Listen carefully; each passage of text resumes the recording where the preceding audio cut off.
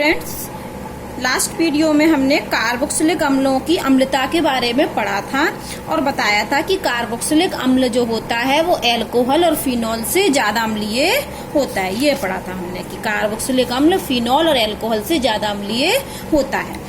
और मैंने फिर आपको बताया था कि कार्बोक्सिलेट आयन में यदि इलेक्ट्रॉन विथ ड्रॉइंग ग्रुप, मतलब इलेक्ट्रॉन को खींचने वाले ग्रुप जुड़े हों, कैसे ग्रुप जुड़े हों, इलेक्ट्रॉन को खींचने वाले ग्रुप जुड़े हों तो वो अम्ल की सामर्थ्य को बढ़ा देते हैं। ठीक है। और यदि इलेक्ट्रॉन डोनेटिंग ग्रुप, इलेक्ट्रॉन को रिलीज करने वाले, इलेक्ट्रॉन को फेंकने वाले, देखो ये फेंक रहा है इलेक्ट्रॉन को, तो यहाँ पर क्या हो रहा है, माइनस चार्ज डेंसिटी बढ़ रही है। तो जब इलेक्ट्रॉन डोनेटिंग ग्रुप जुड़े होंगे तो ये कार्बोक्सिलेट अम्ल की सामर्थ्य को घटा देते हैं। तो इलेक्ट्रॉन विथड्रॉइंग ग्रुप, इलेक्ट्रॉन को अपनी तरफ खींचने वाले ग्रुप कार्बोक्सिलिक अम्ल की अम्लता को, अम्ल सामर्थ्य को बढ़ाते हैं, जबकि इलेक्ट्रॉन डोनेटिंग ग्रुप, इलेक्ट्रॉन को फेंकने वाले ग्रुप कार्बोक्सिलिक अम्ल की अम्ल सामर्थ्य को घटाते हैं। इतना मैंने पढ़ा दिया था आपको। फिर हमने बताया था कि यहाँ पर किताब में ये क्रम दिया है, समूह का प्रभाव अम्लता बढ़ाने के क्रम में। को सबसे ज्यादा अम्लता कौन बढ़ाएगा, CF3, तीन F है यहाँ पर। फिर उससे कम अम्लता कौन बढ़ाएगा, NO2, उससे कम CN, उससे कम ये क्या है, हेलोजन है। ये तीनों क्या है, हेलोजन। लेकिन हेलोजन में भी कौन ज्यादा बढ़ाएगा, F ज्यादा बढ़ाएगा, Cl उससे कम, Br उससे कम, I उससे कम, मुझे फिनाइल ग्रुप। तो ये अम्लता का एक क्रम दिया है। ये ऐसे ग्रुप हैं कि ये ग्रुप जहां जुड़े होंगे, कार्बोक्सिलिक अम्ल में जुड़े होंगे, तो कार्बोक्सिलिक अम्ल की अम्ल सामर्थ्य को बढ़ाएंगे। अब मान लो एक कार्बोक्सिलिक अम्ल में ये ग्रुप जुड़ा और एक में ये लास्ट वाला जुड़ा, तो फिर अम्ल सामर्थ्य किसकी ज्यादा होगी, उस कार्बोक्सिलिक अम्ल की होगी जहां ये वाला ग्रुप जुड़ा होगा। तो ये ग्रुप है, तो इन ग्रुपों का क्या है, बढ़ता क्रम है। क्या बढ़ता क्रम, अम्लता का बढ़ता क्रम। तो जब ये ग्रुप किसी कार्बोक्सिलिक अम्ल में जुड़ेंगे तो अम्लता को बढ़ाएंगे, और इनमें भी सबसे ज्यादा कौन अम्लता को बढ़ाएगा, CF3। फिर नीचे भी आप देखेंगे तो pKa के मान पर आधारित, हमने आपको बताया था कि pKa का मान, pKa की वैल्यू जितनी कम होगी अम्ल उतना ही ज्यादा अम्लीय नेचर का होगा। तो pKa के मान पर टेबल होगी, तो उस पर आधारित, pKa के मान पर आधारित एक क्रम बनाया गया है कि सबसे ज्यादा, देखो ये कार्बोक्सिलिक अम्ल है COOH, इस पर क्या जोड़ा है, CF3, और ये देखो ये भी कार्बोक्सिलिक ग्रुप है, इस पर क्या जोड़ा, CH3। तो CH3 क्या करता है, इलेक्ट्रॉनों को फेंकता है, जिससे इसकी अम्लता कम होगी। जबकि CF3 ग्रुप क्या है, इलेक्ट्रॉनों को खींचेगा, अपनी तरफ क्या करेगा, खींचेगा, जिससे इस कार्बोक्सिलिक अम्ल की सामर्थ्य बढ़ जाएगी। तो सबसे ज्यादा इसकी होगी CF3, क्योंकि CF3 ग्रुप क्या करता है, सबसे ज्यादा अम्ल सामर्थ्य बढ़ाता है। तो देखो कार्बोक्सिलिक अम्ल में जोड़ दिया ये CF3, तो ये सबसे, इसका pKa का मान सबसे कम होगा, अम्ल सामर्थ्य सबसे ज्यादा। फिर CCl3 की, फिर CHCl2 की। जितने ज्यादा हेलोजन, यहाँ पर 2 हेलोजन है, यहाँ 3 हेलोजन है, जितने ज्यादा हेलोजनों की संख्या होती जाएगी अम्ल सामर्थ्य बढ़ती जाएगी। फिर किसकी होगा, NO2। फिर NO2 के बाद क्या लिखा, CN, तो ये CN ग्रुप जोड़ा है। फिर क्या जोड़ा है, ये F जोड़ा है, इधर Cl जोड़ा है, यहाँ Br जोड़ा है, यहाँ H जोड़ा है। ऐसी मतलब ये पूरा क्रम है, ये आपको याद करना पड़ेगा। और अब ये वाले, ये फिनाइल तक आ गया, ये PH C6H5, उसके बाद ये CH3 और ये CH3 CH2, तो क्या है, इलेक्ट्रॉन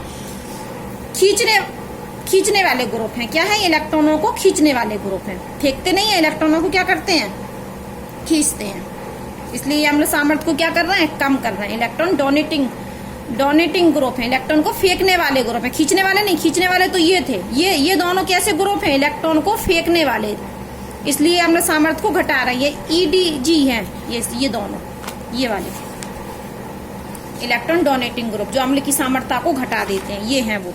और ये वाले ग्रुप, ये NO2, ये सब क्या है, इलेक्ट्रॉन विथड्रॉइंग ग्रुप, इलेक्ट्रॉन को अपनी तरफ खींचने वाले। ठीक है। अब हमको आज पढ़ना है रासायनिक अभिक्रियाएं कार्बोक्सिलिक अम्ल की, जो किस बंध के कारण हो रही हो, C और OH बंध के बदलन के बारे। ये वाला बंध टूटेगा। अभी हमने जो आपको पढ़ाया था, ये वाला, ये OH बंध टूट रहा था। कौन सा बंध, OH, देखो ये OH बंध टूटा था, ये वाला, ये OH याद आ रहा हो, ये OH, H+ अलग हो रहा था। अब हमको कार्बोक्सिलिक अम्ल की अभिक्रियाएं तो पढ़नी है, लेकिन कौन सा बंध टूटेगा, कार्बन और ऑक्सीजन के मध्य वाला को। सबसे पहले हम पढ़ेंगे एनहाइड्राइड का विरचन बनाना। एनहाइड्राइड का बनना, एस्टरीकरण, PCl5 PCl3 से अभिक्रिया और अमोनिया के साथ अभिक्रिया। तो हमें ये 4 अभिक्रियाएं पढ़ना है, जल्दी से देख लेते हैं इन चारों अभिक्रियाओं को। तो सबसे पहले तो हम पढ़ रहे हैं एनहाइड्राइड का बनना। किसका बनना? एनहाइड्राइड का। तो यहाँ पर हम CH3COOH के 2 अणु ले रहे हैं। क्या बोला मैंने कि हम CH3COOH के कितने अणु ले रहे हैं? के 2 अणु। ठीक है, CH3COOH के हम 2 अणु ले रहे हैं। अब देखो हम लिख कैसे रहे हैं। हमने लिखा ये CH3 और ये C, अब हमें क्या लिखना है? OH। तो हमने ये लगाया डबल बॉन्ड से O और ये लगा दिया OH। अब हमको दूसरा अणु लिखना है तो हम पलट के लिख रहे हैं CH3, ये C और यहाँ ऊपर लिख रहे हैं हम इसको डबल बॉन्ड से O और ये लिख दिया हमने OH। एनहाइड्राइड शब्द का अर्थ होता है जल का अणु हम बाहर निकाल दें। तो हम यहाँ से ये H2O क्या करें? ये क्या करें? H2O बाहर। क्या बन जाएगा अगर हम इसको बाहर निकाल दें? तो माइनस H2O कर दिया हमने, यहाँ पर क्या कर दिया? Minus H2O। और बस हम जोड़ के लिख दें क्या बना। देखिए ये यहाँ CH3, फिर C से क्या जोड़ा है? कार्बन, और कार्बन से क्या जोड़ा है? ये डबल बॉन्ड O, ये कार्बन से डबल बॉन्ड O, और इस कार्बन से कौन आके जुड़ गया? ये OH तो हट गया और ये H भी हट गया। तो कौन जुड़ गया इस कार्बन से? ये O। इस कार्बन से ये O जुड़ गया। ऑलरेडी में ये O इस कार्बन से जुड़ा ही था तो ये कार्बन लिख दिया। इस कार्बन से क्या जुड़ा है? डबल बॉन्ड O और ये CH3। ये एनहाइड्राइड होता है हमारा। ये क्या होता है? एनहाइड्राइड। इसको हम इस तरीके से भी लिख सकते हैं सीधे करके, CH3 C double bond O, और O को सीधे अब सीधा कर दे। अभी तो हमने ये समझाने के लिए वो किया था। तो O फिर CO और CH3। तो ये हमारा क्या बन गया? एनहाइड्राइड। और ये हम कई बार यूज भी कर चुके हैं एनहाइड्राइड। ठीक है, तो कार्बोक्सिलिक अम्ल से एनहाइड्राइड बनता है। बस हमें क्या करना पड़ता है? जल का अणु बाहर निकालना पड़ता है। अब हम पढ़ते हैं एस्ट्रीकरण। एस्ट्रीकरण तो आप कक्षा 10 में भी पढ़ चुके हैं, कक्षा 11 में भी पढ़ चुके हैं। तो एस्ट्रीकरण में क्या होता है? जब हम कार्बोक्सिलिक अम्ल की अभिक्रिया, किसकी अभिक्रिया? कार्बोक्सिलिक अम्ल की अभिक्रिया। कार्बोक्सिलिक अम्ल की अभिक्रिया हम किसी एल्कोहल से करा दे। तो हमने यहाँ पर R लिया तो हम यहाँ ले रहे हैं R'। एल्कोहल से करा रहे हैं, किसकी उपस्थिति में? अम्ल की उपस्थिति में, H2SO4 और HCl की उपस्थिति में। तो क्या होता है कि ये जो कार्बोक्सिलिक अम्ल होता है वो देगा मतलब सीधी बात है, जब हम कार्बोक्सिलिक अम्ल की अभिक्रिया एल्कोहल से कराते हैं तो एस्टर बनते हैं। पहली बात, कार्बोक्सिलिक अम्ल की अभिक्रिया जब हम एल्कोहल से कराते हैं तो क्या बनता है? एस्टर बनता है। ये हमें देगा OH आयन और जल का अणु बाहर निकलता है। और एल्कोहल क्या देगा हमें? H+ ion. तो इसमें से हम बाहर निकाल दें OH और इसमें से क्या बाहर निकाल दें? H निकाल देते हैं। इसमें से OH, ये OH आयन देगा और ये क्या देगा? H+ ion. और क्या बन जाएगा? तो H2O तो निकल जाएगा बाहर। H2O क्या होगा? ये हमने देखो H2O बाहर निकाल दिया। इसने एल्कोहल ने H+ दिया और कार्बोक्सिलिक अम्ल ने OH- दिया। अब हम इनको जोड़ के लिख दें तो OH गया तो ये लिखा हमने RCO, और इससे आगे कौन जुड़ गया? H गया तो O की तरफ से OR। तो ये हमारा बन गया है एस्टर। अब हम एक एग्जाम्पल ले लेते हैं। मान के चलो R नहीं लिखते, हम यहाँ पर लिखते हैं CH3। ये एसिटिक अम्ल है हमारे पास, ठीक है, और एल्कोहल है हमारा मिथाइल एल्कोहल। तुम पलट के भी लिख सकते थे मिथाइल एल्कोहल, CH3 और OH। ठीक है, अब हमने क्या कहा था कि एस्ट्रीकरण में होता क्या है? एस्टर बनते हैं और जल का अणु बाहर निकलता है। हम इस तरीके से भी दिखा सकते थे कि ये H2O क्या हो गया? बाहर निकल गया, माइनस H2। और यहाँ भी हमें किसकी प्रेजेंस लेनी पड़ेगी? H+ अम्ल की प्रेजेंस, H2SO4 की। अब जोड़ दें हम जाके CH3 COO CH3। ये हमारा क्या बन गया? एस्टर। और ये हमारा क्या था? कार्बोक्सिलिक अम्ल। और ये क्या था? एल्कोहल। तो एस्टर कैसे बनते हैं? कार्बोक्सिलिक अम्ल की अभिक्रिया जब हम एल्कोहल से कराते हैं तब एस्टर बनते हैं। और एस्टर ये टेस्ट भी लगता है लैब में, तो इसमें मीठी मीठी सुगंध आती है फलों की तरह। ये एल्कोहल का परीक्षण है। तो यदि हमें एल्कोहल का टेस्ट लगाना है तो हम एल्कोहल को क्या करेंगे? दिए गए कंपाउंड में क्या करेंगे? थोड़ा सा कार्बोक्सिलिक अम्ल डालेंगे, एसिटिक अम्ल डालेंगे और H2SO4 डाल देंगे। और यदि उस टेस्ट ट्यूब में फलों जैसी गंध आने लगी तो हम कहेंगे कि दिया गया कंपाउंड एल्कोहल है, क्योंकि एस्टर बनने की वजह से फलों जैसी गंध आती है। तो एल्कोहल ग्रुप का भी टेस्ट देता है और कार्बोक्सिलिक का भी देता है। कार्बोक्सिलिक अम्ल यदि होगा तो हम एल्कोहल डाल दें और H2SO4 ले लें, तब भी मीठी मीठी फलों जैसी गंध आएगी। तो ये जो एस्ट्रीकरण है ये एल्कोहल का भी टेस्ट प्रदर्शित करता है और कार्बोक्सिलिक अम्ल का भी टेस्ट प्रदर्शित करता है। ये प्रैक्टिकल में आप पढ़ेंगे। लेकिन ध्यान देने वाली बात है कि H2O तो निकलता है, लेकिन H+ कौन देता है? एल्कोहल। और OH कौन देता है? कार्बोक्सिलिक अम्ल। ये बात थोड़ी इंपॉर्टेंट है, ध्यान रखने वाली। अब हम पढ़ रहे हैं कार्बोक्सिलिक अम्ल की अभिक्रिया किससे? PCl5 से, PCl3 से और किससे? Cl2 से। इसको हम थायोनिल क्लोराइड बोलते हैं। इसका नाम क्या है? Thionyl chloride. तो सबसे पहले तो हम एक कार्बोक्सिलिक अम्ल ले लेते हैं। देखिए ये लिया हमने R कुछ भी हो सकता है, R डबल बॉन्ड O और OH, और इसकी अभिक्रिया हम सबसे पहले करा रहे हैं PCl5 से। तो क्या होगा जब भी हम इन तीनों से अभिक्रिया कराएं, शॉर्ट ट्रिक लिख लीजिए, तो हमें कुछ नहीं करना है, OH को हटाना है। क्या करना है? जब इससे हम अभिक्रिया कराएंगे तो OH हटेगा और OH की OH हटाकर Cl लगाना है। शॉर्ट ट्रिक है ये, तो लगाना है, OH हटाना है और क्या लगाना है? Cl। तो ये OH हटेगा और यहाँ पर Cl आके लग जाएगा। तो हम लगा देते हैं, एसिल क्लोराइड बनेगा तीनों से अभिक्रिया। जब हम कार्बोक्सिलिक अम्ल की अभिक्रिया चाहे PCl5 से कराएं, चाहे PCl3 से कराएं, चाहे थायोनिल क्लोराइड से कराएं, ये OH हटेगा और इसकी जगह Cl लगेगा और क्या बनेगा? एसिल क्लोराइड बनेगा। देखो ये OH हटाया और ये क्या बन गया? Cl लगा दिया। इसका नाम होता है एसिड क्लोराइड। तो एसिड क्लोराइड ही बनता है तीनों में। और संग में निकलेगा क्या? अब हमने यहाँ पर ये बना तो दिया, तो यहाँ पर हमने यहाँ इसके कितने ले लिए? 3 अणु ले लिए इसके, ठीक है। तो यहां से ये OH निकला तो हाइड्रोजन कितने निकले? 3। तो यहां पर बन जाएगा हमारा, नहीं 3 नहीं लेना है इसमें, यही रहने दो। तो ये OH हट गया, तो यहां से एक H निकला और एक O निकला, और अभी क्या बचा है? P बचा है, और कितने हैं? अभी 4 Cl भी बचे हैं हमारे। तो ये हमारा क्या होगा? यहाँ पर ये बनता है POCl3 और एक H निकल के HCl। इसको हम बोलते हैं POCl3 को क्या बोलते हैं? फॉस्फोनिल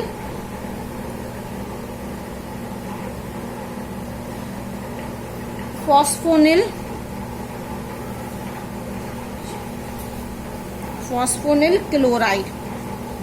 फिर से सुन लीजिए, हमने ये कार्बोक्सिलिक अम्ल लिया और कार्बोक्सिलिक अम्ल की अभिक्रिया PCl5 से कराई। तो मैंने आपको पहले ही बता दिया है कि OH हटेगा और OH की जगह कौन ले लेगा? Cl।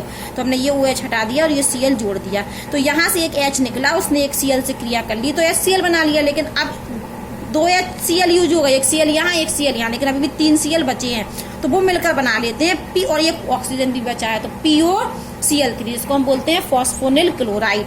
अब हम क्या कर रहे हैं? एक कार्बोक्सिलिक अम्ल फिर से ले रहे हैं। ये हमने फिर से एक कार्बोक्सिलिक अम्ल ले लिया। इस बार हमने इसकी अभिक्रिया PCl3 से करा दी। किससे करा दी? PCl3 से। हमने क्या कहा था? फिर से OH हटाना है और Cl जोड़ना है। तो हमने यहाँ पर फिर से ये Cl तो जोड़ ही दिया। तो ये क्या बन गया? एसिड क्लोराइड तो बनना ही बनना है हमारा, हमने बना दिया। अब साथ में हम यहाँ पर ले रहे हैं इसके कितने अणु? 3 ले रहे हैं। कितने अणु ले रहे हैं? 3। तो यहाँ से जब OH हटा तो हाइड्रोजन कितने निकले? 3, और ऑक्सीजन भी कितने निकले? 3। तो यहाँ पर क्या बच रहा है? ये Cl3 थे, यहाँ आके जुड़ गए, तो यहाँ से P बच रहा है। तो यहाँ पर बनेगा हमारा H3PO3, और ये क्या होता है? फॉस्फोरस अम्ल होता है। ये P ब्लॉक एलिमेंट में आप पढ़ेंगे इसको, फॉस्फोरस एसिड, ठीक है। अब हमें क्या करना है? हमने देखो PCl5 से भी अभिक्रिया कर ली, PCl3 से भी अभिक्रिया कर ली, और दोनों में हुआ क्या कि कार्बोक्सिलिक अम्ल का OH हट गया और Cl लग गया, क्योंकि ये बंध टूटना है ना, हम ऊपर ही बता चुके हैं कौन सा बंध टूटना है, ये वाला, ये बंध टूटना है। तो ये बंध टूट गया, ये निकल गया, ये बंध टूट गया। यहाँ भी देखो एस्टीकरण में हमने क्या कहा कि कार्बोक्सिलिक अम्ल क्या दे रहा है? OH, क्योंकि ये बंध टूट रहा है, और यहाँ भी देखो ये बंध टूटा, OH। तो अब हमें एक और अभिक्रिया रह रही हमारी, किसके संग? थायोनिल क्लोराइड के संग। तो हमने फिर से लिया अपना RC डबल बॉन्ड O और OH, और इसकी अभिक्रिया हमने SOCl2 से थायोनिल क्लोराइड से करा दी।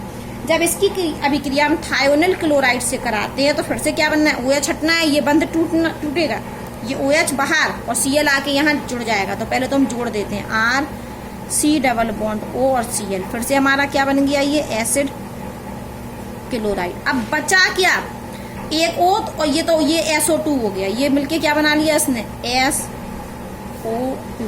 एक Cl इधर जाके जुड़ गया, अभी एक हाइड्रोजन निकला तो बना लेगा HCl। तो बेटा ये भी गैस है और ये भी गैस है। तो इन यहाँ पर तीनों में क्या बन रहा है? Acid chloride. लेकिन यहाँ जो अपन थायोनिल क्लोराइड से अभिक्रिया करा रहे हैं, किससे अभिक्रिया? थायोनिल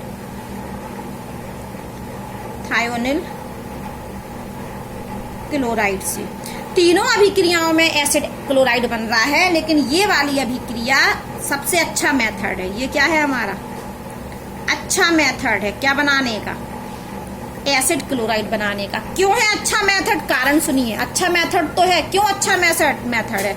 क्योंकि यहाँ पर जो साइड प्रोडक्ट बन रहे हैं, सह उत्पाद बन रहे हैं, ये साइड प्रोडक्ट, ये कैसे हैं, गैस, और इनको अलग करना आसान होता है, क्योंकि क्या करेंगे, गर्म करें, वाष्प में निकल जाएंगे।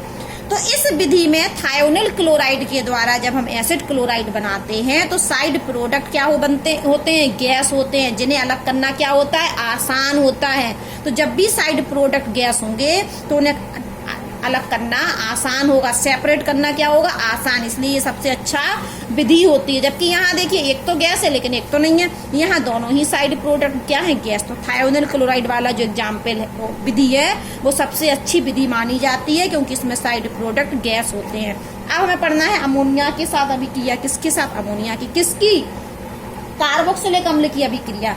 तो हम फिर से क्या ले लेते हैं, ये कार्बोक्सिलिक अम्ल CH3 एसिटिक अम्ल ले लिया ये हमने, और इसकी अभिक्रिया हमने किससे करा दी, अमोनिया से। तो अब देखो होता क्या है, अमोनिया से अभिक्रिया हम करा रहे हैं, और ये अभिक्रिया रिवर्सिबल होती है। ये अभिक्रिया कैसी होती है, रिवर्सिबल। तो हम ये वाला साइन लगा दें। तो ये हम जाके पहले तो यहाँ साल्ट बनता है, साल्ट बनता है तो जोड़ दें, तो ये बन जाएगा CH3COO, और ये हाइड्रोजन इसके संग आ गया, तो ये क्या हो गया, NH3 नहीं था, अब क्या बन गया, हाइड्रोजन मिल गया, तो NH4। इस पर होता है पॉजिटिव चार्ज, इस पर होता है माइनस चार्ज, ये क्या बनता है हमारा साल्ट। और अब हम ये जो हमारा साल्ट बन गया, इसका हम क्या कर दें, जल अपघटन, क्या कर दें, जल गर्म कर दें। गर्म करेंगे तो जैसे ये तो कुछ नहीं हुआ, NH3 जाके इससे जुड़ गया, तो ये कितना हो गया, NH4 हो गया, ठीक है। अब हमने कहा गर्म कर रहे हैं, गर्म करने पर क्या होगा, H2O बाहर निकलेगा। गर्म करने पर क्या होगा, H2O बाहर निकलेगा, तो ये 2 हाइड्रोजन और 1 O बाहर कर देते हैं, CH3CO, लेकिन हमने कहा 1 O बाहर जा रहा है H2O के संग, तो ये वाला वो नहीं लिखेंगे हम, और 2 हाइड्रोजन, तो NH2, और ये हमारा क्या होता है, एमाइड। ये हमारी क्या होती है, एमाइड। तो जब कार्बोक्सिलिक अम्ल अमोनिया से अभिक्रिया करते हैं तो एमाइड बनाते हैं। जब कार्बोक्सिलिक अम्ल अमोनिया से अभिक्रिया करते हैं तो एमाइड बनाते हैं। हम एक और एग्जाम्पल ले लेते हैं इसका। हमने लिया C6H5 और COOH, और हमने डायरेक्ट लिख दिया इसको कि हम इसकी अभिक्रिया किससे कर रहे हैं, अमोनिया से, और साथ में क्या कर रहा है, गर्म। देखो हमने यही तो किया था, ये एक कार्बोक्सिलिक अम्ल लिया था, अमोनिया से अभिक्रिया की थी और गर्म किया था, लेकिन अब हमने क्या कर दिया, साथ में लिख दिया। तो साथ में हम डायरेक्ट बना सकते हैं C6, तो यहाँ पर क्या हुआ था, CH3CO था और CO के बाद NH2 लग गया था, तो हम यहाँ पर क्या लिखेंगे, C6H5 और CO के बाद क्या लगा दें, NH2। तो ये क्या बन गया हमारा, बेंजामाइड। ये 2 स्टेप में भी लिख सकते थे हम, ठीक है।